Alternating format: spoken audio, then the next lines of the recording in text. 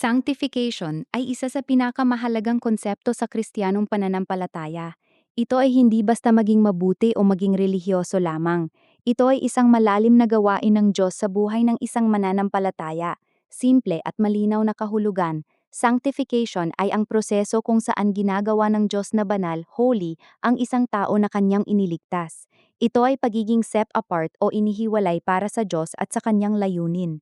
Justification equals isang beses na pangyayari, one-time event. Kapag tinanggap mo si Kristo, idineklara kang matuwid, righteous, sa harap ng Diyos dahil sa sakripisyo ni Jesus.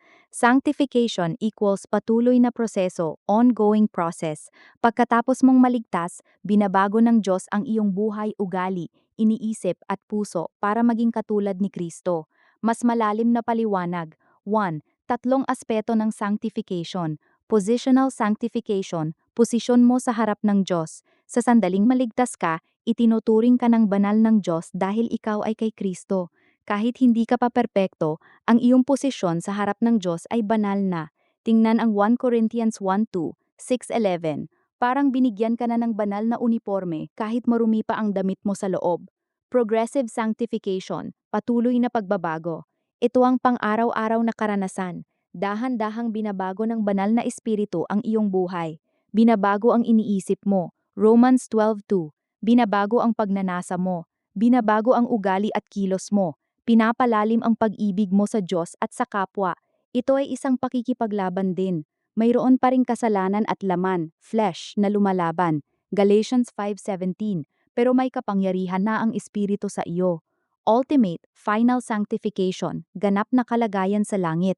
Kapag dumating si Kristo o nang mamatay tayo at mapunta sa langit, magiging ganap na banal na tayo, walang kasalanan, walang kahinaan, perpektong katulad ni Kristo. 1 John 3:2, Philippians 3:21. 2. Sino ang gumagawa ng sanctification? Pangunahin, ang banal na espiritu. 2 Thessalonians 2:13, Galatians 5:22-23. Hindi passive, kailangan mo ring sumunod at makipagtulungan. Philippians 2:12-13. May God's part at our part. God's part, binibigyan ka ng bagong puso, bagong pagnanasa, kapangyarihan laban sa kasalanan at patnubay. Your part, pagsuko araw-araw, pagbabasa ng salita, panalangin, pakikipagkapwa sa iglesia, pagsunod sa sinasabi ng Espiritu, at paglalagay sa kamatayan ng laman, mortification. Paano nangyayari ang sanctification sa praktikal na buhay? Sa pamamagitan ng salita ng Diyos, John 17:17. Sanctify them by the truth, your word is truth. Sa pamamagitan ng mga pagsubok at kahirapan, Romans 5:3-5, James 1:2-4, ginagamit ng Diyos ang hirap upang hubarin ang ating makamundong pagkatao. Sa pamamagitan ng disiplina, Hebrews 12:5-11, sa pamamagitan ng pakikipagkapwa sa ibang mananampalataya. 4. Mga karaniwang pagkakamali tungkol sa sanctification. Akala ng iba, kapag maligtas ka na, automatiko nang mabait ka, mali, marami pa rin pakikipaglaban. Akala ng iba, dapat perpekto ka na, mali din, may proseso.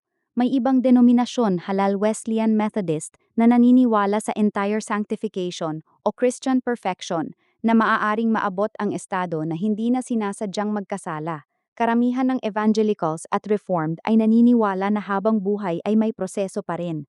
Paano mo ito mararanasan ngayon? 1. Araw-araw na pagsuko. Panginoon, ang araw na ito ay sa iyo. 2. Pagkilala sa kasalanan at pagsisisi. 3. Paghini ng kapangyarihan ng Espiritu. 4. Pagsunod sa maliit na bagay na sinasabi niya. 5. Pag-aaral ng Biblia ng may hangarin na baguhin niya ang buhay mo. Romans 6:19-22. Ngayon ay ibigay ninyo ang inyong mga bahagi ng katawan upang maglingkod sa katuwiran na humahantong sa kabanalan. Ngayon na kayo'y pinalaya na sa kasalanan at naging alipin ng Diyos, ang bunga nito ay kabanalan, at ang wakas ay buhay na walang hanggan. Kung gusto mo, pwede nating pag-usapan pa ng mas malalim ang isang partikular na aspeto.